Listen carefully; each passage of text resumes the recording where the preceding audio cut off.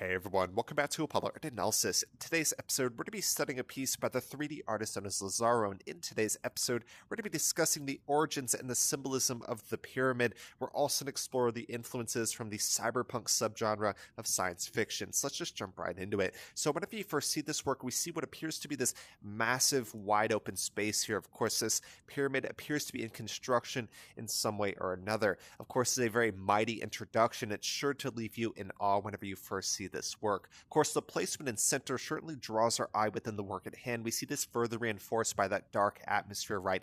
Any light that's present within the composition, it's going to be drawing our eye to it to the most intense degree possible. We certainly see that within the work at hand. And when you look at color in this composition, we see red and green as the two primary colors. Aside from that, you do have a little bit of blue, you do have some orange and some gold as well, but the two main colors are going to be this reddish orange and this greenish yellow. This creates what we call a complementary color scheme, so it's going to be clashing and fighting for the viewer's attention. The aesthetic here is obviously very harsh, and that's really important to understand the visual experience that we're feeling at this moment. We also got to talk about scale, right? There are these two lone subjects. We're going to talk a little bit more about that near the end of the video, but they give an amazing example and a sense of reference of the scale within this work at hand. Of course, this points to the status of the scene, right? The larger something is, the more resources, time, dedication, and attention that it's going to take. So that really points to the elevated or grand status of what we're witnessing here. They're absolutely dwarfed by this massive construction. With this in mind, I got to ask you guys, what comes to mind, or how are you feeling when you're first viewing this work? Of course, the setting of this work, like I said, it is quite harsh, right? This is a kind of industrial science fiction cyberpunk landscape. So it is going to be quite dangerous. It's going to be unforgiving.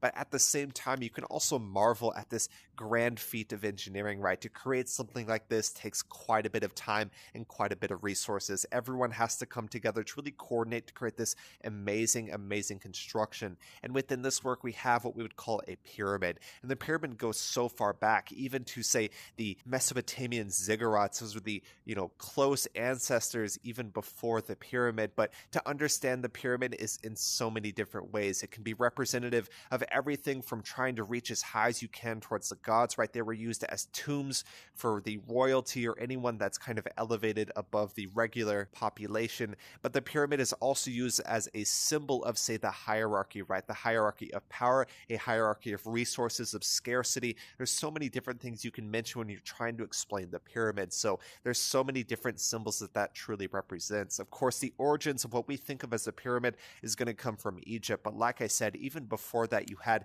Mesopotamian ziggurats, which were also kind of, tiered pyramids, but still pyramids nonetheless in their overall size, stature, and use. These are going to be used in rituals as well, right? So whenever you look at a work like this, you got to understand that the history and the symbolism, the profound symbolism, goes so far back. It's hard to really grasp just how profound and just how innate a construct like the pyramid is in human civilization and human culture. But regardless, we do have this grand pyramid being constructed in a cyberpunk landscape. This is likely a megacity of some kind or another. You see the smoke that plumes away that shows a lot of resources being used. You see this kind of haze or, say, air pollution that's present within the work at hand. All of that points to a cyberpunk, or at the very least a sci-fi megacity. I think we're certainly getting that aura, that aesthetic, and that vibe within the work at hand. And so, like I said, you have these two lone subjects. It's hard to say why they're here or who they are. Perhaps they're friends, or perhaps they're lovers who are trying to take in this grand and immense sight.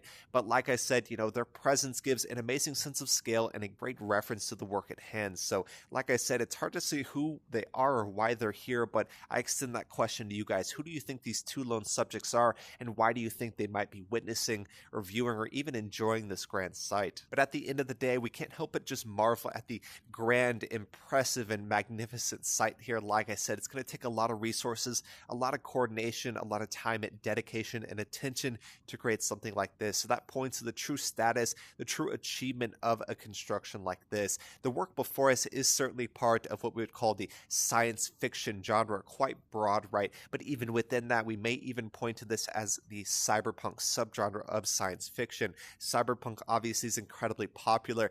Everything from Blade Runner far back to the modern video game that came out in 2019, 2020, all of those have had an immense impact on pop culture and the development of art and everything in between. But the work before us is obviously pretty realistic, right? This is actually a mixed media work. The base is going to be the digital render used in Blender, and then additional edits are going to be in something like Adobe Photoshop. So you have that base as a digital render or 3D art, and some additional edits and post edits in Adobe Photoshop.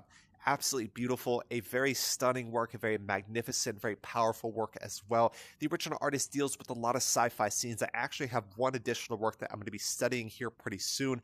I'm going to bring that in real quick and see what we can learn here. Alright, so I brought an additional work here from the original artist, the 3D artist known as Lazaro. And in both these instances, you do have that sci-fi sense, right? The technologically advanced society, we certainly see that in both instances. In both instances, they are obviously digital renders as well, so they're going to be highly realistic. And in both works, we also have this immense sense of scale, right? Both of these are going to be quite large, and we even, in both works, have two subjects as reference to the grand scale to really remind you just how large both of these scenes are. And so I just want to bring in an additional work from the original artist Lazaro to really compare. Of course, he loves those sci-fi scenes. He loves that sense of scale. He loves that kind of cyberpunk aesthetic. And I think we certainly see that in both of these beautiful works. Pretty powerful pieces. And yeah, we absolutely love to see it here.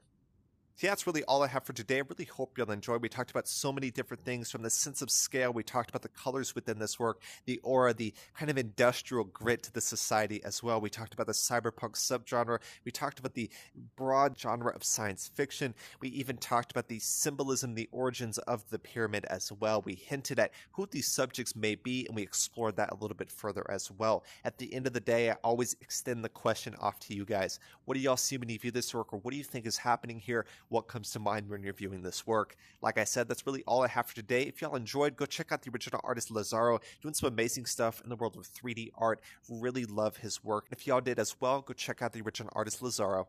My name's Apollo. This was Apollo Art Analysis, and I'll see y'all on the next episode.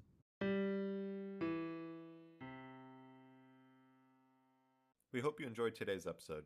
If you'd like to support our work directly, please check out our Apollo community tokens. Polar Art Exchange is an ecosystem of art appreciation which elevates artists each and every day. Thanks for listening.